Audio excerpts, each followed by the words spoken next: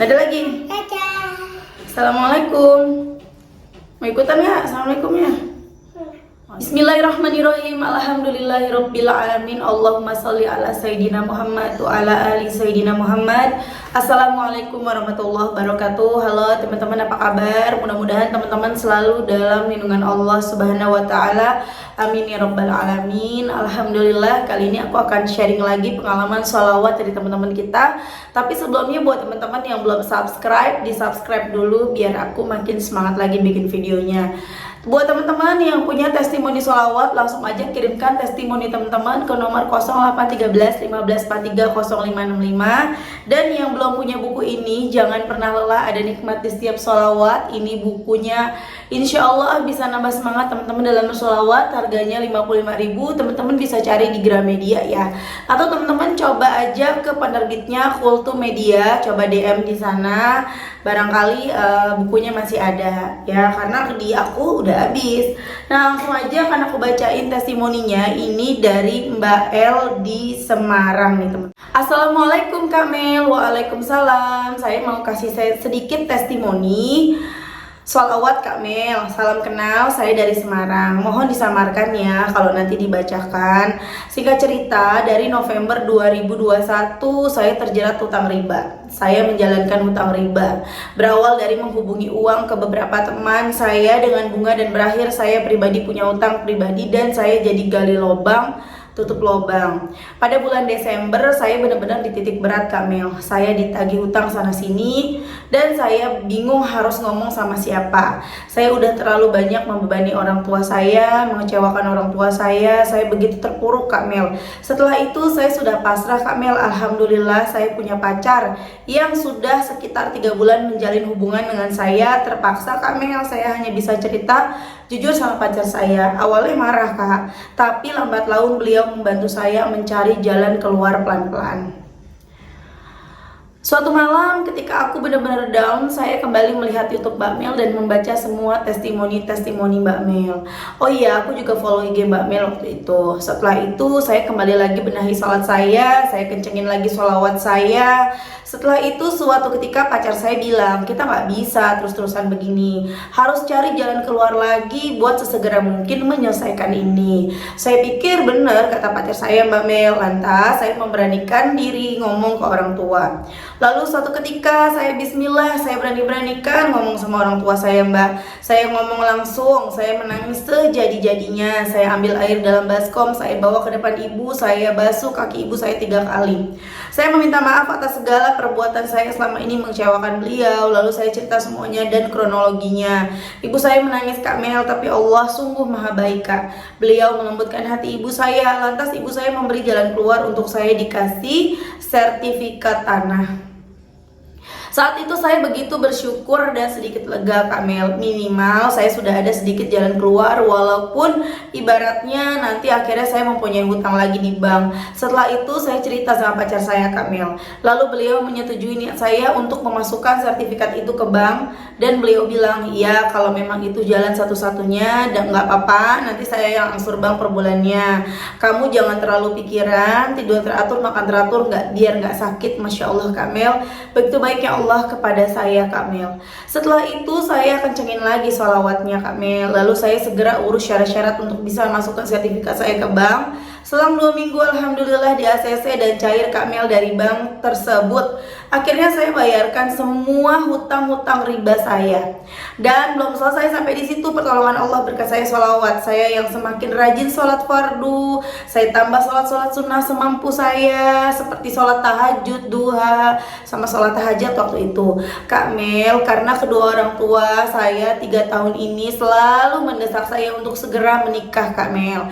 Sebenarnya saya benar-benar gak terlintas dalam pikiran saya jika Allah akan mempercepat saya untuk menikah. Karena ketika saya berdoa, ketika saya sholawat, yang ada di hati saya dan pikiran saya hanya saja minta sama Allah dibereskan dari hutang-hutang riba. Namun Allah begitu sayang dan baik terhadap saya, Kak Mel. Waktu lebaran kan pacar saya ke rumah, terus dia bilang sama ibu, kalau memang kamu niat baik sama anak saya, tolong ya nak, ajak keluargamu silaturahmi ke tempat kami. Saat itu pacar saya kaget dan hanya menjawab, iya bu, insya Allah. Tidak selang lama, Kak Mel, pacar saya sama mamanya bilang ke saya kalau mau silaturahmi ke rumah saya. Begitu bahagianya hati saya, Kak Mel, karena saya langsung mikir seketika waktu itu, ya Allah, betapa bahagianya orang tua hamba jika memang ini segera terlaksana. Singkat cerita, awal bulan Juni keluarga pacar saya silaturahmi ke rumah saya, Kak Mel. Lalu kami langsung membicarakan tanggal berapa keluarga pacar saya mau datang kembali melamar dan melakukan akad nikah. Setelah deal, tidak butuh waktu lama juga, Kak Mel, di awal bulan Juli kemarin, alhamdulillah terlaksana saya dan pacar saya lamaran tunangan, dan selang seminggu kami melakukan ijab qabul. Ya Allah, Kak Mel, dengan tidak terencana sama sekali, dipikirkan saya dan tidak saya khususkan dalam doa. Ketika saya berdoa, Allah kasih keajaiban kemudahan saya mendapatkan jodoh dan mewujudkan keinginan orang tua saya untuk segera menikah, Kak Mel. Saya begitu bahagia dan bersyukur terhadap Allah karena memang sebenarnya hampir 4 tahun ini saya selalu ribut sama orang tua karena saya tidak pernah memperhatikan keinginan orang tua saya untuk segera berumah tangga. Saya yakin sekali, Kak Mel, semua itu berkat keajaiban sholawat yang saya amalkan selama saya tahu channelnya Kak Mel. Allah memberiku jalan yang mungkin belum dituntaskan saya masalah hutang karena kami masih punya tanggungan di bank. Namun Allah memberiku lebih. Allah memberikan aku nikah secepat itu, berikan kebahagiaan batin buat orang tua saya.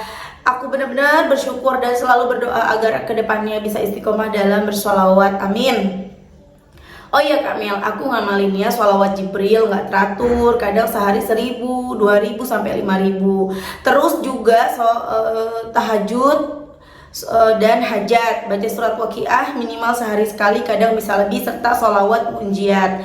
Dan setelah menikah ini saya lebih rutinkan lagi sholawat, saya bisa sampai 10.000 sehari, minimal 5.000, Kak Mel. Al-waqiahnya juga setelah salat subuh, sajadatun nukut yang 400 kali setelah isya, tahajud juga, dan munjiat 11 kali setelah salat fardu. Jujur saya masih berdoa dan berusaha istiqomah agar hidup saya lebih tenang, rumah tangga saya tentram, dicukupkan dalam segala kebutuhan kami, dimudahkan, bahkan semoga diberi jalan untuk kami melunasi hutang kami yang masih ada di bank, Kak Mel, serta berdoa semoga segera diberi momongan, Kak Mel. Sekian testimoni dari saya, Kak Mel. Terima kasih atas waktu Kak Mel untuk bersedia membacakan testimoni dari saya, dan terima kasih banyak atas ilmunya. Berkat tahu channel Kak Mel dan sholawat, hidup saya terasa lebih indah, tenang, dan saya bisa jauh lebih bersyukur dari hari kemarin.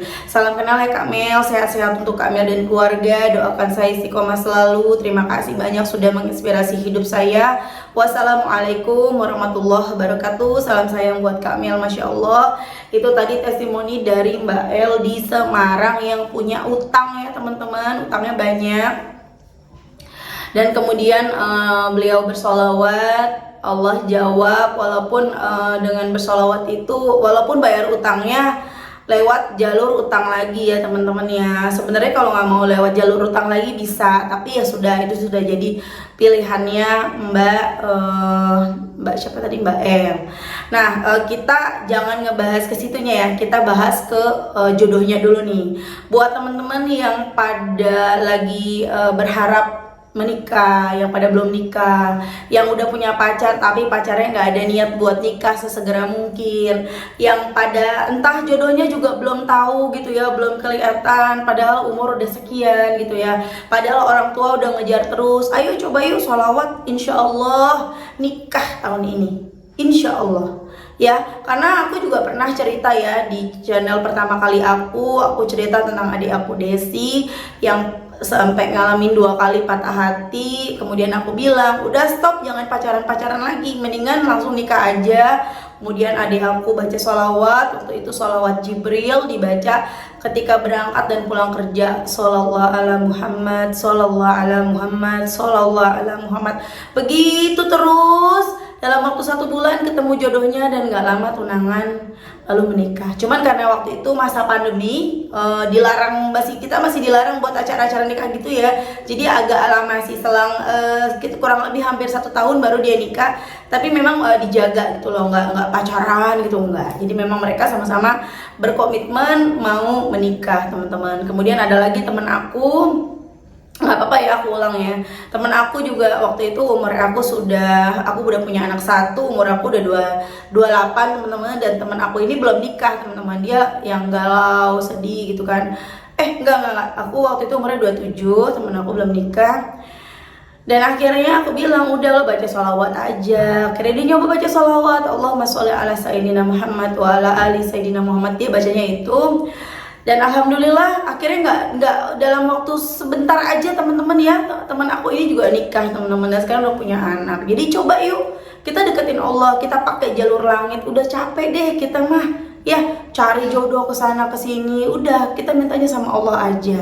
Walaupun rasanya nggak mungkin, dari mana sih gitu loh, dari mana kita ketemu jodohnya. Kemarin ada adik aku kan temennya curhat, dari mana gitu loh ketemu kalau akunya aja di rumah aja, jodoh itu datangnya kita nggak pernah bisa duga teman-teman. Contohnya aku ya sempet ya bingung, gimana ketemu jodoh kalau misalnya aku di rumah gitu. Aku sempat berpikir seperti itu, karena kan aku kerjanya tuh cuma bantuin mama aku bikin kue, cuci piring di rumah, antar jemput adikku sekolah. Kemudian kalaupun pas udah kuliah, kerjaan aku tuh cuma kampus rumah. Aku tuh nggak suka yang kampus jalan nongkrong, aku nggak suka. Selain aku emang nggak suka nongkrong, aku juga nggak punya duit pada waktu itu. Jadi aku lebih seneng tuh pulang ke rumah, bantuin mama. Di kampus juga sibuk belajar dan dagang. Waktu itu aku bawa dagangan mamaku. Tapi teman-teman, jodoh itu memang unik. Pertolongan Allah itu datangnya unik. Aku ketemu sama suami aku ini ketika aku lagi jalan kaki. Aku kehabisan ongkos, habis main sama temen. Aku main, udah lama nggak ketemu sahabat-sahabat aku zaman SMA. Kita janjian di rumahnya temen aku.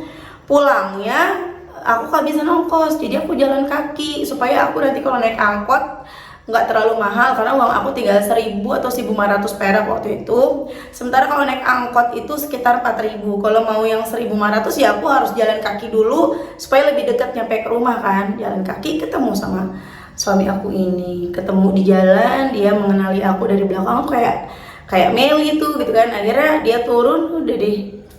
Sejak itu ya kita sama-sama teman-teman. Jadi teman-teman jangan patah semangat dulu buat yang pada pengen nikah nih ya, yang kerjanya mungkin di rumah aja, nggak kemana-mana ya, bukan anak-anak nongkrong yang rasanya ketemu cowok tuh kayak gak pernah bahkan ya teman-teman. Udah tenang aja, Allah udah mengatur. Tinggal kitanya nih, kita mau jadi orang yang baik ya, maksudnya kita mau dapet jodoh yang baik, kita harus jadi orang yang baik dulu. Intinya gitu aja. Kita mau cari jodoh yang gimana sih? Yang baik kan, yang soleh. Kita harus jadi soleh, karena jodoh itu cerminan dari kita. Kayak aku bilang sama Mbak El itu beruntung banget loh, karena punya suami yang bertanggung jawab ya.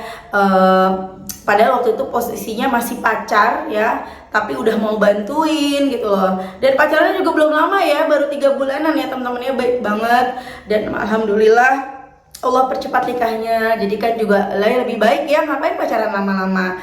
Nah kemudian Mbak L-nya juga orang yang baik, soleha, beruntung juga suaminya Mbak L nikah sama Mbak L. Kenapa?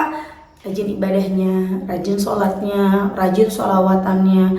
Teman-teman, percuma deh kita misalnya cari jodoh yang hanya yang misalnya baik, penyayang gitu ya, dan misalnya mapan, tapi ibadahnya kurang, itu percuma, rugi menurut aku ya.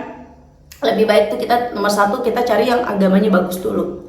Karena ketika dia udah kuat imannya, udah bagus agamanya, insya Allah rezeki mah ngikutin. Kalau orang udah cinta terhadap Tuhannya, kalau orang udah rajin ibadahnya, insya Allah orang itu udah sepaket tuh teman-teman. Udah ya sayang sama keluarganya, sayang sama orang tuanya dan lain-lain. Ya jadi untuk kita mendapatkan sesuatu yang kita inginkan, misalnya kita pengen jodoh yang baik, yang soleh, jadilah orang yang soleha dulu.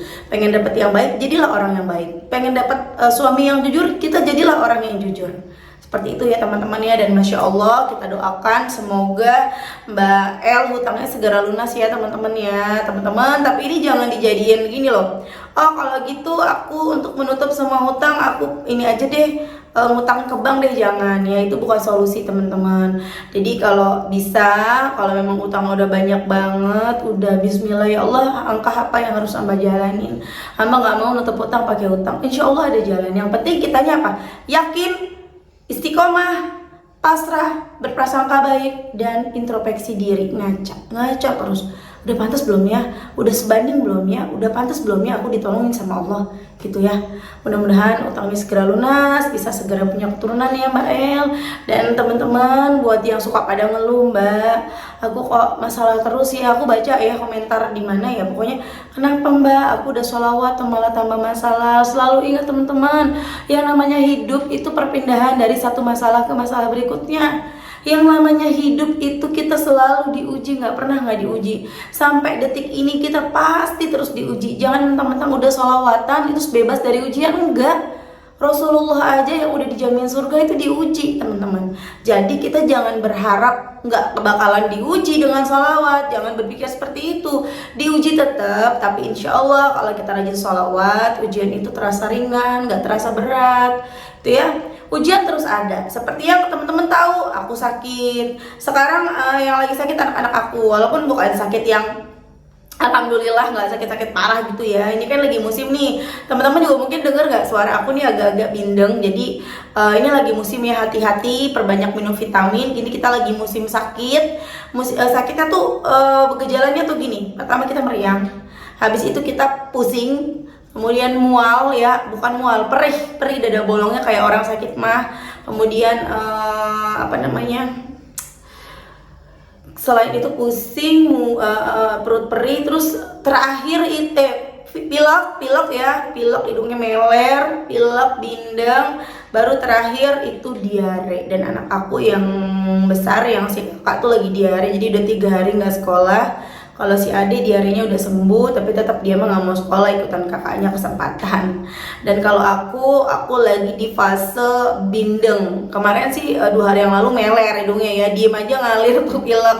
Oh sekarang udah nggak pilek, tapi ya gini, pokoknya teman-teman jaga kesehatan, makan yang teratur, perbanyak minum air putih, perbanyak minum vitamin C. Mudah-mudahan kita selalu sehat, selalu sama Allah dilindungi dari segala macam penyakit, dan selalu kuat, selalu istiqomah, supaya kita punya benteng diri, istiqomah sholawatan, supaya kita selalu ingat sama Allah, supaya kita nggak pernah lupa sama yang namanya sholat. Ini hari Jumat, perbanyak sholawatnya, karena di hari Jumat sholawat kita itu langsung sampai ke Rasulullah. Maksudnya langsung sampai itu gini, Rasulullah tuh kenal sama kita nih. Oh ini sholawatnya Meliza, oh ini sholawatnya Mbak El, oh ini sholawatnya si Dewi, misalnya gitu ya. Dan jangan lupa baca surat Al-Kahfi ya teman-teman ya, supaya kita terlindung dari fitnah dajjal, supaya kita bercahaya ya teman-teman ya. Ayo baca surat Al-Kahfi. Berat tapi insya Allah bisa. Kalau misalnya sekarang teman-teman kalau misalnya ini kan baru aku ingetin ya, nanti bulan minggu depan paksain pagi-pagi udah baca, atau dari malam udah nyicil. Jadi kita pagi ini udah tenang, Jumat ini udah nggak baca Al-Kahfi lagi, udah fokusnya ke sholawat gitu ya. Oke teman-teman, terima kasih udah nonton, semoga bermanfaat dan jadi motivasi buat teman-teman. Assalamualaikum warahmatullahi wabarakatuh.